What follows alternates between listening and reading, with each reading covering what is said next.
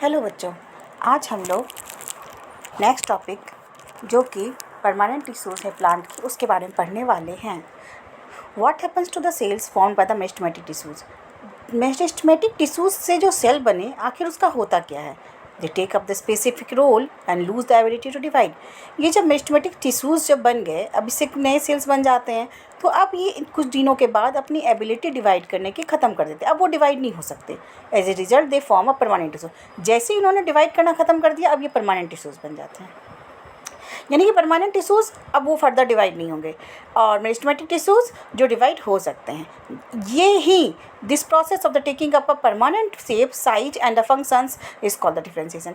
इसी meristematic tissues से permanent tissues के बनने के प्रोसेस को ही डिफरेंशिएशन हम कहते हैं, जिसमें उसका शेप, साइज और फंक्शन अब परफेक्ट हो जाता है कि अब वो चेंज नहीं हो सकता है। Differentiation lead to the development of the various types of permanent tissue. Differentiation से अब अलग अलग तरह के परमानेंट टिश्यूज़ बनना शुरू हो जाते हैं। देखेंगे नेक्स्ट हम लोग, ये एक देखिए ट्रांसवर्सल सेक्शन दिखाया जा रहा है स्टेम्स के बीच में, जिसमें अलग अलग लेयर्स के बारे में आपको डिस्क्राइब किया गया है। सबसे जो ग्रीन कलर का ऊपरी लेयर दिख रहा है वो है एपिडर्मिस, उसके बाद collenchyma, then parenchyma and this is the vascular bundle. जो रेड बहुत सारी स्ट्रक्चर्स यहाँ पे गोल गोल दिख रहे हैं, कंप्लीटली वेस्कुलर बंडल होते हैं जो ट्रांसपोर्टिंग टिश्यू होते हैं, प्लांट में पाए जाते हैं। अब इसके बारे में फर्दर हम लोग आगे पढ़ने वाले। फिलहाल हम लोग सिंपल परमानेंट टिश्यूज़ जो ये परमानेंट टिश्यूज़ होते हैं वो भी दो तरह के होते हैं। एक तो सिंपल परमानेंट टिश्यूज़ और दूसरा कॉम्प्लेक्स परमानेंट टिश्यूज़। अभी हमने पहले पढ़ा था, याद कीजिए, हम मेरिस्टेमेटिक टिश्यूज़ के बारे में, परमानेंट टिश्यूज़ के बारे में। अब परमानेंट टिश्यूज़ भी दो पार्ट में डिवाइड हो रहे हैं, दो टाइप के हो रहे हैं, simple permanent and complex permanent. अब हम लोग सिंपल परमानेंट टिश्यूज़ में भी डिफरेंट टाइप्स ऑफ टिश्यूज़ के बारे में पढ़ने वाले हैं। A few layers of the cells beneath the epidermis are the generally simple permanent tissues. जैसे ही देखिए आपको यहाँ पे बड़ा सा स्ट्रक्चर दिख रहा है इस वाले डायग्राम में, ये एक लॉन्गिट्यूडनल सेक्शन है, लंबे से काटा हुआ एक सेक्शन है जो कि स्टेम का है। इंटरनल स्ट्रक्चर जो कि एक माइक्रोस्कोपिक स्ट्रक्चर उसे दिखाया जा रहा है, जिसमें आपको दिख रहा होगा ये जो सबसे ऊपरी लेयर है वो है एपिडर्मिस। वो एक सिंपल जस्ट ऊपरी लेयर होता है जो कि सिंपल परमानेंट टिश्यूज़ का ही एक टाइप होता है। अब देखिए आगे बढ़ते हैं। Parenchyma is the most common simple permanent tissue, जिसमें से जो एक टिश्यूज़ है टाइप पेरेन्काइमा, वो बिल्कुल simple type of permanent tissues होते हैं। It consist of the relatively इसमें कोई स्पेशलाइज्ड सेल होता ही नहीं है, बिल्कुल अनस्पेशलाइज्ड सेल है। एंड इसके जो सेल वाल होते हैं काफ़ी पतले होते हैं। देखिए मैं बार बार बोलती हूँ, टिश्यूज़ क्या है, ग्रुप ऑफ सेल्स है। अब हम जो देख रहे हैं हर एक सेल्स के बारे में इसके देखते हैं, जो इसके जो सेल वाल होंगे वो पतले पतले होंगे। दे आर लिविंग, याद रखिएगा ये क्या होते हैं, लिविंग। बेटा क्वेश्चंस देखिए यहीं पर से राइज होने वाला है आपके कि लिविंग सेल्स होते हैं या नहीं लिविंग सेल्स होते हैं या डेड सेल्स होते हैं, पेरेन्काइमा के बारे में पूछा जाएगा। तो आप देखेंगे ये लिविंग सेल्स है। They are usually loosely arrange, ये जो होते हैं अरेंज लूजली होते हैं, ठीक है। और बहुत ही ज़्यादा इंटरसेलुलर स्पेस, यानी दो सेल्स के बीच में जो स्पेस होता है वो भी बन जाता है। बीच बीच में आपको यहाँ पे वाइट स्ट्रक्चर दिख रही होगी, यही वाइट स्ट्रक्चर क्या है, तो आपका ये इंटरसेलुलर स्पेस है, ये इस टिश्यू में पाए जाते हैं। दिस टिश्यूज जनरली स्टोर्स, और याद रखिएगा ये टिश्यूज पेरेन्काइमा की बात कर रहे हैं, वो फूड को स्टोर करते हैं। इन सम सिचुएशन कभी कभी की बात करें कि इट कंटेन्स द क्लोरोफिल, इसी पेरेन्काइमा में कई बार क्लोरोफिल हो जाता है, क्लोरोफिल पाया जाता है, जहाँ जिसके कारण वो फोटोसिंथेसिस भी करने लगते हैं। Then it is called the क्लोरेन्काइमा।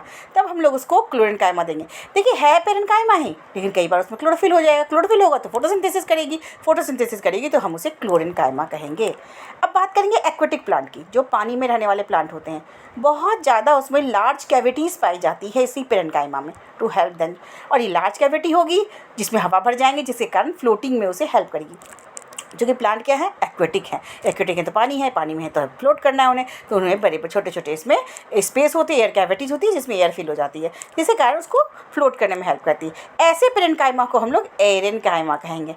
तो देखिए आपने तीन चीज़ पढ़ा, पेरेन्काइमा, क्लोरेन्काइमा, एरेन्काइमा, ठीक है। तीनों में बिल्कुल क्लियर कर डिफरेंस आप कर सकते हैं। The flexibility in the plant is due to the another permanent tissue that is the कॉलिन्काइमा।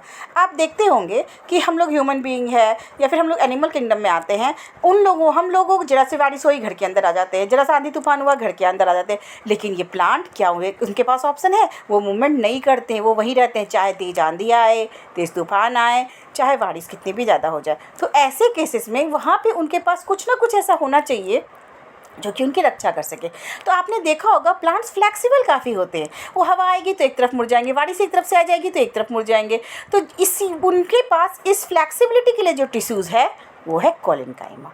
ठीक है, it allows the bending of the various parts of the plant like the tendrils and the stems of the climber and the without the breaking. इस कारण से जैसे कि आप देखे होंगे टेंड्रिल भी देखे होंगे, बहुत सारे प्लांट में टेंड्रिल जो कि सपोर्ट क्लाइंबर्स को करता है, घुमा घुमा सा स्ट्रक्चर होता है, वो देखिए किसे घुमा होता है, वो जो घुमापन दिख रहा है वो फ्लेक्सिबिलिटी के कारण दिख रहा है और जिसके कारण वो टूटते नहीं हैं। तो कौन से टिश्यूज़ है वो कोलिनकाइमा, जिसके कारण वो घूम भी जाते हैं लेकिन ब्रेक नहीं होते। इट ऑल्सो प्रोवाइड द मैग्निकल, साथ ही साथ में उसको मैग्निकल सपोर्ट भी प्रोवाइड करते हैं। We can find this tissues in leaf stalks, और इसी टिश्यूज़ को हम लोग और कहाँ पे पा सकते हैं, लीफ स्टॉल्क। लीफ स्टॉल्क कहते क्या है, किसको कहते हैं लीफ स्टॉल्क, मतलब जो लीफ जहाँ से स्टेम से कनेक्टेड होती है, एक डंडी सी स्ट्रक्चर, उसे लीफ स्टॉल्क कहते हैं। वो वहाँ पर भी कोलिनकाइमा, क्योंकि आप देखो लीफ हिलती है तो वो पार्ट भी हिलता है, पत्ती की जो डंडी होती है वो भी हिलती है, तो वो अगर फ्लेक्सिबल नहीं होगी तो वो हर पत्ती टूट जाएगी, क्योंकि हवा में पत्तियाँ घूमती रहती है, हिलती रहती है, तो इसलिए वहाँ पर भी कोलिनकाइमा पाया जाता है। ये लंबे लंबे इलोंगेटेड सेल्स होते हैं। The cells of this tissues are living, हाँ फिर से याद रखिएगा ये भी लिविंग सेल्स है, इलोंगेटेड है और इरेगुलरली थिकेंड है, कहीं पर भी मतलब कहीं मोटे कहीं पतले, इस तरह के थिकेंड है। एट द कॉर्नर के साइड में ये ज़्यादातर थिक होते हैं, मोटे होते हैं। कौन से की बात कर रहे हैं हम लोग बात कर रहे हैं कोलिनकाइमा की। And this is very little, यहाँ पे बहुत ही कम, इंटरसेलुलर स्पेस भी काफ़ी कम होता है।